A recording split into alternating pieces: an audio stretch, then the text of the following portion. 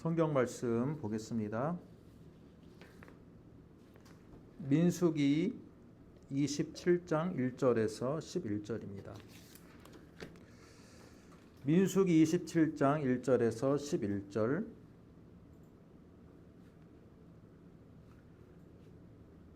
저와 여러분이 한 절씩 교독하겠습니다. 요셉의 아들 므낫세 종족들에게 므낫세의 현손 마길의 증손 길르앗의 손자 헤벨의 아들 슬로브앗의 딸들이 찾아왔으니 그의 딸들의 이름은 말라와 노아와 호글라와 밀가와 디르사라. 그들이 회막문에서 모세와 제사장 엘르아살과 지휘관들과 온 회중 앞에 서서 이르되 우리 아버지가 광야에서 죽었으나 여호와를 거슬러 모인 고라의 무리에 들지 아니하고 자기 죄로 죽었고 아들이 없나이다. 어찌하여 아들이 없다고 우리 아버지의 이름이 그의 종족 중에서 삭제되리이까 우리 아버지의 형제 중에서 우리에게 기업을 주소서 하매 모세가 그 사연을 여호와께 아뢰니라. 여호와께서 모세에게 말씀하여 이르시되 슬로브와 딸들의 말이 옳으니 너는 반드시 그들의 아버지의 형제 중에서 그들에게 기업을 주어 받게 하되 그들의 아버지의 기업을 그들에게 돌릴지니라. 너는 이스라엘 자손에게 말하여 이르기를 사람이 죽고 아들이 없으면 그의 기업을 그의 딸에게 돌릴 것이요 딸도 없으면 그의 기업을 그의 형제에게 줄 것이요. 형제도 없으면 그의 기업을 그의 아버지의 형제에게 줄 것이요 같이 읽겠습니다. 그의 아버지의 형제도 없으면 그의 기업을 가장 가까운 친족에게 주어 받게 할지니라 하고 나 여호와가 너 모세에게 명령한 대로 이스라엘 자손에게 판결의 규례가 되게 할지니라. 아멘. 반갑습니다. 지난주 놋뱀 사건에 이어서 오늘은 슬로브앗의 딸들이 모세 앞에서 요구하는 장면을 우리가 보게 되었습니다. 이 말씀을 가지고 하나님의 공의와 자비라는 말씀으로 우리가 말씀을 듣도록 하겠습니다.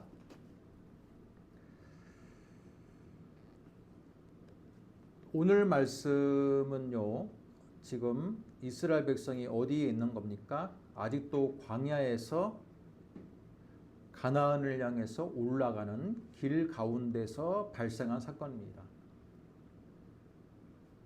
지난 수요일에 제가 영상을 올린 대로 애굽에서 가나안으로 가는 길에는 네 가지의 길이 있었습니다.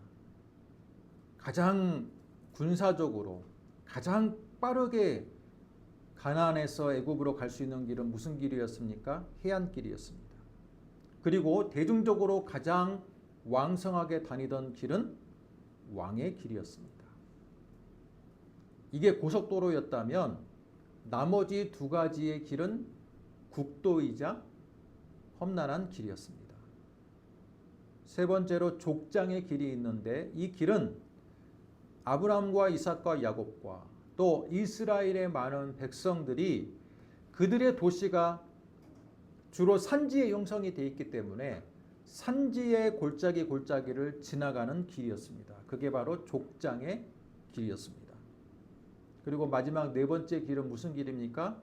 아무도 가려고 하지 않는 광야의 길이 있었습니다. 광야의 길은 왕의 길에서 더 동쪽으로 우회해서 가는 길이고 광야의 길을 간다는 것은 무언가 사연이 있는 사람들이 걷는 길입니다. 일반적으로 걷는 게 아니라 어떤 군사적인 위협을 피해서 자신의 생명을 보존하기 위해서 우회하는 길이었던 겁니다. 자, 이 광야의 길을 가는 동안에 오늘 말씀의 사건이 발생을 합니다. 므낫세 종족 가운데 므낫세 종족의 많은 종족들 가운데 어느 날 슬로브앗의 여인들이 모세를 찾아왔습니다. 슬로브앗의 아버지가 슬로브앗이고 5명의 딸이 있는 건데요. 이 딸들이 찾아온 거예요. 1절을 보았더니 그 딸들의 이름이 말라, 노아, 호글라, 밀가, 그리고 디르사입니다. 몇 명입니까?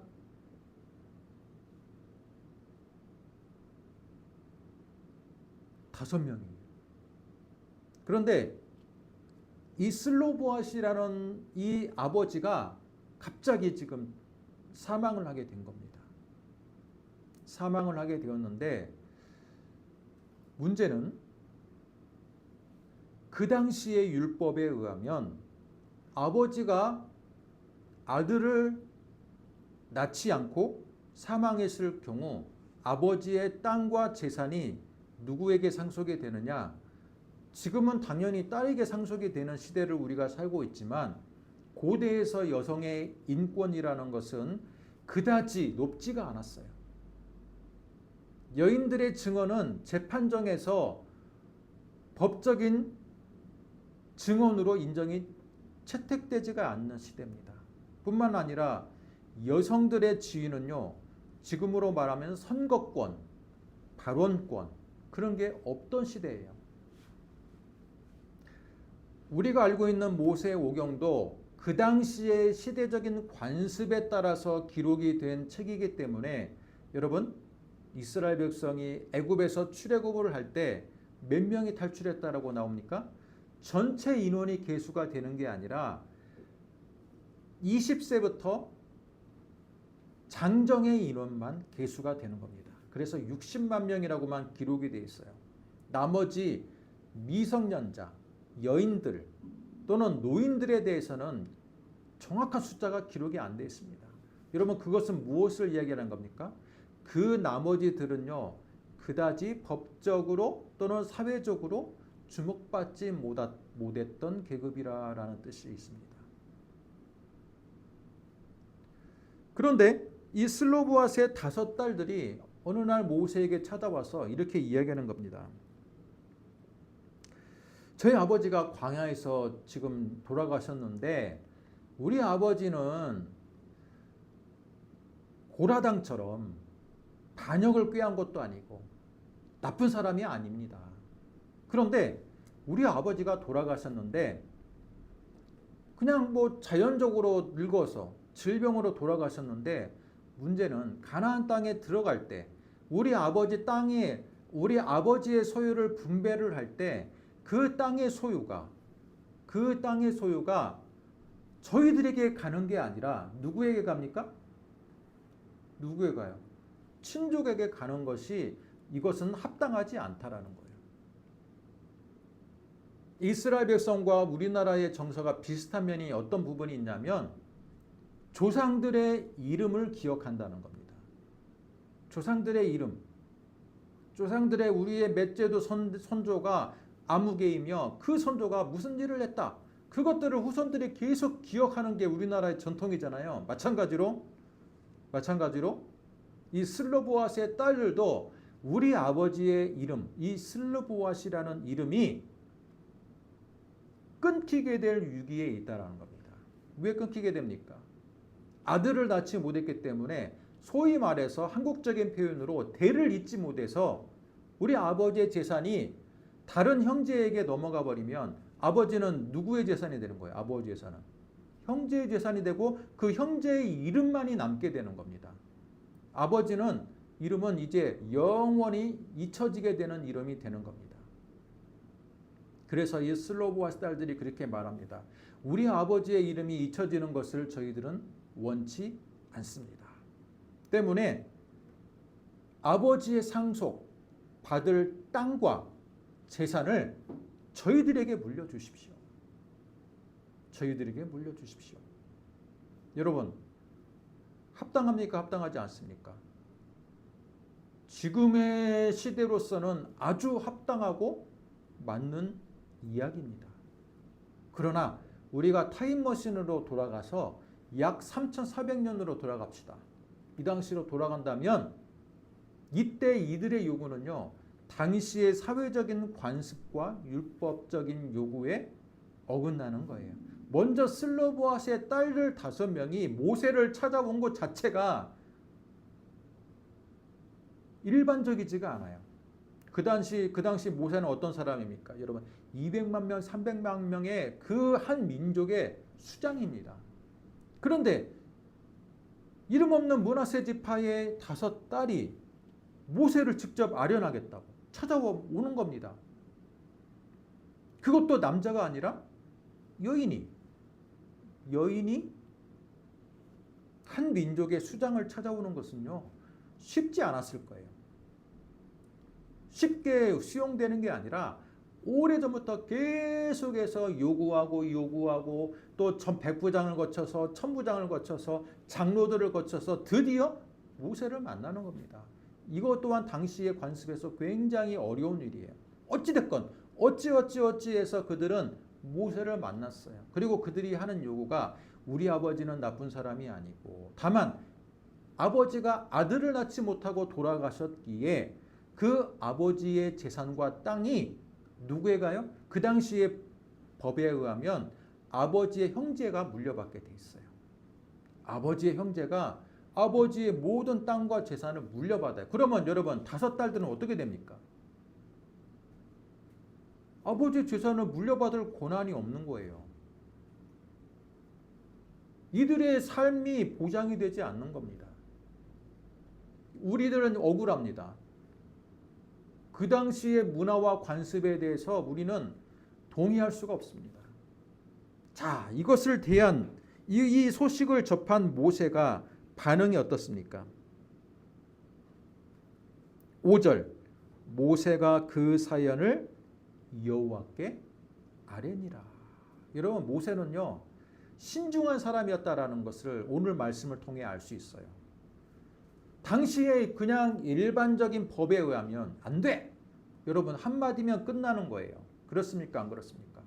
슬로보아스의 딸들이 왔지만 그 당시에 통용되는 법에 의하면 당연히 아들을 낳지 못한 아버지의 모든 재산은 그의 형제들이 물려받게 돼 있어요. 그러나 모세는 전통에 굴복하는 사람이 아니었어요. 전통을 무조건 따라야 한다고만 고수하는 보수주의자도 아니었습니다. 모세가 들어보니까 일견 일리가 있어요. 이 딸들의 삶도 중요한데 그러면서 자신의 생각을 먼저 접고 하나님께 묻습니다. 하나님께 물어요. 그러자 6절에 여호와께서 응답하시는 겁니다. 여호와께서 모세에게 말씀하여 이르시되 슬로와 딸들의 말이 옳으니 너는 반드시 그들의 아버지의 형제 중에서 그들에게 기업을 주어 받게 하되 그들의 아버지의 기업을 그들에게 돌릴지니라. 그러면서 여러분 이 사건을 계기로 여호와 하나님께서는 아예 법을 제정했습니다. 슬로브앗의 딸들에게만 일시적으로 여호와 하나님께서 아버지의 땅 상속을 허락받는 게 아니라 앞으로는 가나안 땅에 들어가서부터는 영원토록 그 아버지가 아들을 낳지 못해서 죽었을 때 형제들에게 땅과 재산을 분배하는 게 아니라 어떻게 됩니까? 이제는 딸들에게 상속권을 주어라. 자, 오늘 말씀이 바로 여호와 하나님께서 주신 명령이라는 것을 알 수 있습니다. 여러분, 이것을 통해서 우리는 뭘 알 수 있습니까? 이것을 통해서 여호와 하나님께서는 남성과 여성의 권위를 그 당시의 문화적인 관습에 따라서 얽매이시는 분이 아니라는 거예요. 여러분, 여성의 참정권이요, 영국 같은 데도 2차 세계대전 직후에 여성의 참정권이 비로소 생겼어요. 이 여성분들이 투표를 한다는 거, 그게요, 이 세계사적으로 보면 불과 100년도 되지 않았습니다. 그 정도로 여성의 인권이 여러분 지금은 급속도로 향상이 되어서 남녀 평등이 이루어지고 있는 사회를 살고 있지만 실제로 여성의 평등권이라는 것은 불과 역사가 100년도 되지 않았어요. 그런데 무려 3400년 전에 여호와 하나님께서는 그들의 요구의 정당성을 인정해주고 손을 들어주셨습니다. 제가 성경을 사랑하는 이유 중에 하나가 바로 그겁니다. 다른 모든 종교의 경전들을 읽어보면요, 그 당시의 시대적인 산물이에요. 특히 이슬람의 코란 같은 경우는 여러분 IS라는 이 과격 행동 대원들이 하는 행위들이요, 코란에 나와 있는 것들이거든요. 코란에 나와 있는 것들.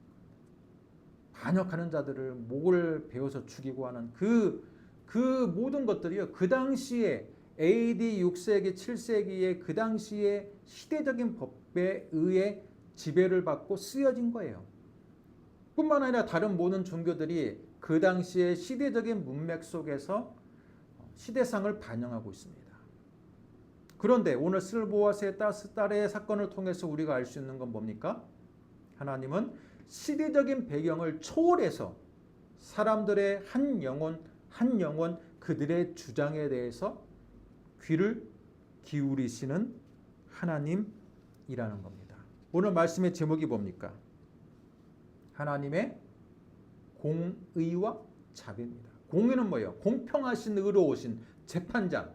하나님께서는 공평하시고 의로우신 재판장으로 이 땅에 계시고 뿐만 아니라 자비로우신 하나님이라는 겁니다. 당시의 시대적인 문맥을 초월해서 이 슬로보아스의 딸들의 요구를 하나님은 인정해 주셨습니다. 그래서 앞으로는 아들이 없으면 딸들에게, 아들과 딸도 없으면 형제들에게, 형제들에게도 없으면 그 친족들에게 재산이 분배가 되는 하나님께서 원하시는 바를 이루는데 오늘 말씀에 판결을 내려주셨습니다. 여러분, 이건요 작은 사건이 아니에요. 개인의 사유 재산에 대한 판결입니다. 시대를 막론하고 많은 사람들이 무엇에 관심이 많아요? 자기의 재산에 관심이 많아. 그리고 이 재산이 어떻게 상속이 되고 어떻게 물려지느냐는요, 전 시대를 막론하고 가장 대부분의 민중들이 관심을 갖는 주요한 관심사입니다. 그랬을 때 그 당시의 시대의 법을 뛰어넘어서 하나님께서는 아들 대신 딸들이 상속을 받을 수 있도록 영원히 못을 박았습니다. 앞에 보세요. 자, 이걸 통해서 우리가 알 수 있는 건 뭡니까? 하나님의 나라는 용기 있는 자를 통해서 이루어지는 겁니다. 여러분, 사사기를 보면요, 사사기를 보면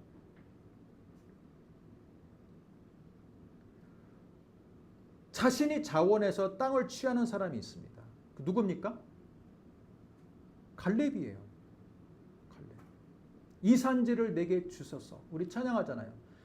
그 당시 누구도 가려고 하지 않았던 여부스 족속이 다스리고 있던 그 든든한 땅을 갈렙이 요구합니다. 이 산지를 내게 주소서.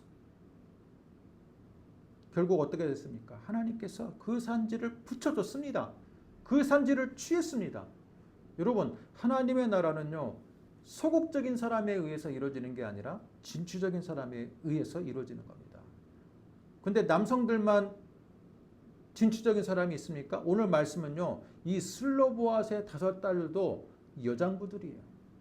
그 당시의 시대적인 배경과 여성들의 인권이 존중되지 않았던 시대에 자신들의 요구를 모세를 통해서 당당하게 주장하고 그것을 쟁취해 나가는 것은요, 이 슬로보아스의 딸들 역시 하나님의 나라에서 진취적인 역할을 했던 영웅들이다라는 걸 알 수 있습니다.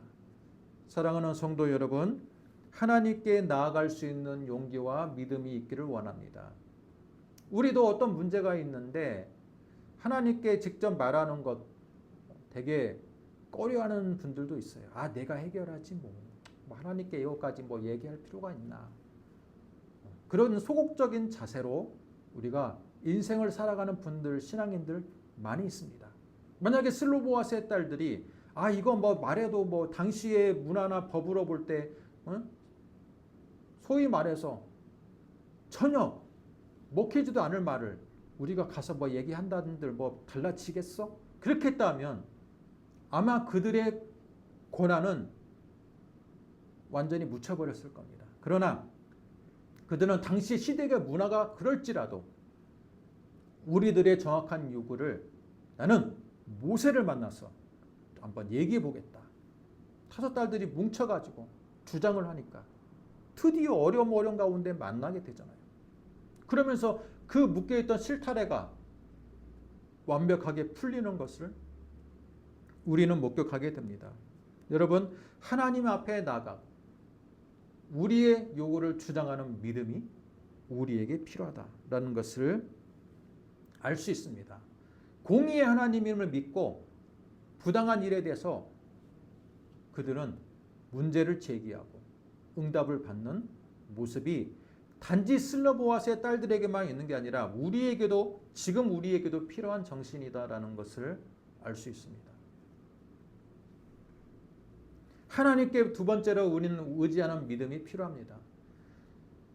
모세는요, 자기가 얼마든지 재판장으로서 한마디로 거절할 수도 있어요. 천부장을 통해서 다 얼마나 그들이 거절을 당했겠습니까? 그러나 모세는요, 이건 인권의 문제이고 이것은 내가 결정할 문제가 아니다 하면서 하나님께 철저하게 묻습니다. 이것 또한 모세의 겸손과 모세의 믿음이 드러나는 사건이라고 볼 수 있습니다. 이것에 대한 하나님의 응답은 시대를 초월하는 영원한 진리를 우리에게 알려주고 있습니다. 그들에게도 권한이 있다.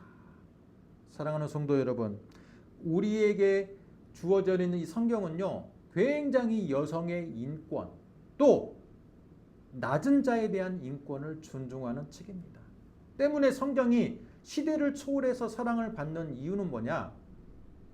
시대를 초월할 수 있는 보편적인 진리를 담고 있기 때문에 그래요.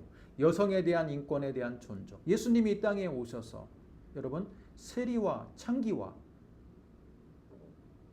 많은 눈먼 자들과 그 당시의 장애인들과 여러분 여성들과 또 세리들은 시대에서 그 당시 시대에 무슨 낙인을 받았습니까? 죄인이라는 낙인을 받았습니다. 하나님으로부터 멀어져 있는 자라는 낙인을 받았습니다. 그런데 예수님이 그 당시의 시대적인 문맥을 다 버리시고 스스럼 없이 그들의 친구가 되어주시고 그들을 만나주셨습니다.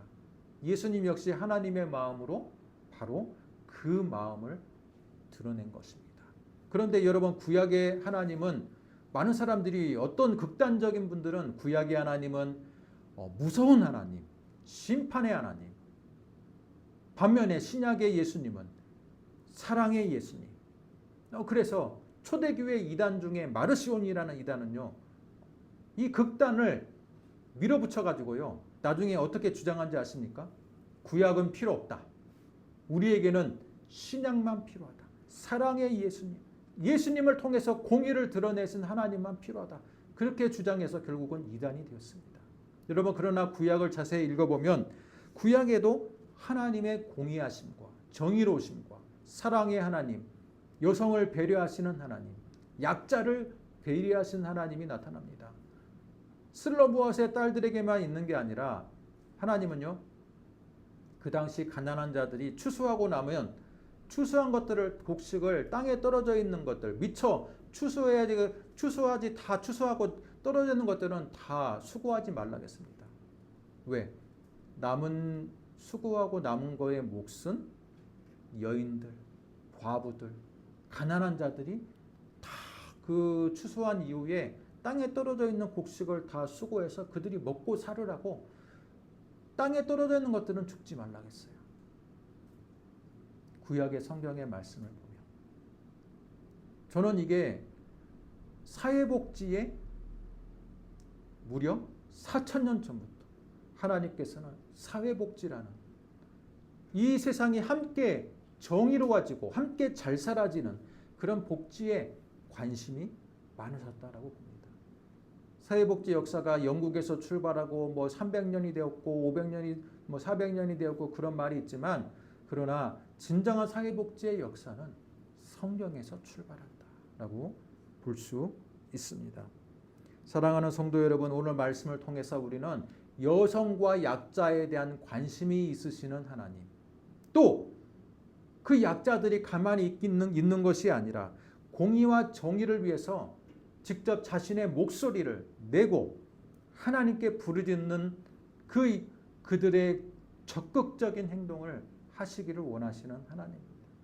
때문에 여러분, 세상을 살아갈 때 적극적으로 하나님께 요청하시고 기도하시고 응답을 받는 여러분 되시기를 원합니다. 왜? 하나님은 공의의 하나님이시기 때문에 불합리한 것에 대해서 하나님께 기도할 때 그것을 해결해 주시는 하나님이라는 것, 여러분 그것을 믿고 나아가시는 여러분 되시기를 주님의 이름으로 축복합니다.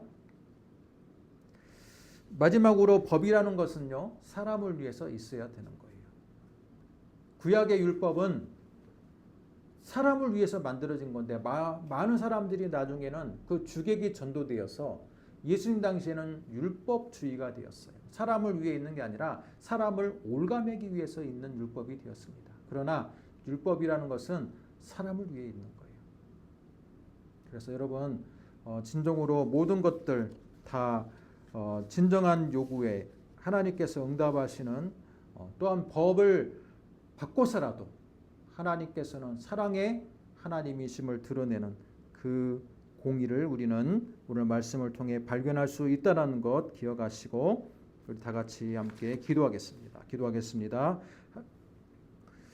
공의와 자비로우신 하나님 아버지 은혜와 사랑을 감사합니다. 오늘 말씀을 통해 그 당시에 많은 사회적인 제약과 여성의 인권에 대한 무관심 속에 슬로보아스의 딸들이 문제를 제기했을 때 하나님께서는 직접 응답해 주신 하나님의 그 모습을 우리는 기억합니다. 하나님 그 모습을 통해서 하나님은 구약이나 신약이나 모든 시대를 막론하고 공의의 하나님, 정의의 하나님, 자비로우신 하나님이라는 것을 우리는 말씀을 통해 듣게 됩니다. 아버지 하나님, 오늘 이 시간에도 공의로우신 하나님께 우리가 나아가기를 원합니다. 우리의 억울한 문제가 있습니까? 우리가 아직까지 해결받지 못한 문제가 있습니까? 하나님, 사람에게 아무리 우리가 우리의 억울함을 이야기하게 한들 사람보다는 하나님을 먼저 우리가 찾는 믿음의 백성들 되게 하여 주옵소서. 하나님께 나가며 하나님께 억울함을 호소할 때 하나님께서는 분명하게 우리의 아픔과 우리의 슬픔을 다 아시고 우리의 환경에 맞게 응답하시는 하나님이신 줄을 믿습니다. 이 시간 응답받기 위하여 기도하는 모든 백성들, 또한 응답받기 위하여 기도의 제목들이 있는 모든 백성들 하나님 기억하여 주시고 그들의 기도 가운데 하나님의 공의, 하나님의 응답이 속히 이루어지는 아름다운 결실을 맺는 그런 역사가 나타나게 하여 주옵소서. 믿사오며 예수님의 이름으로 기도드립니다. 아멘.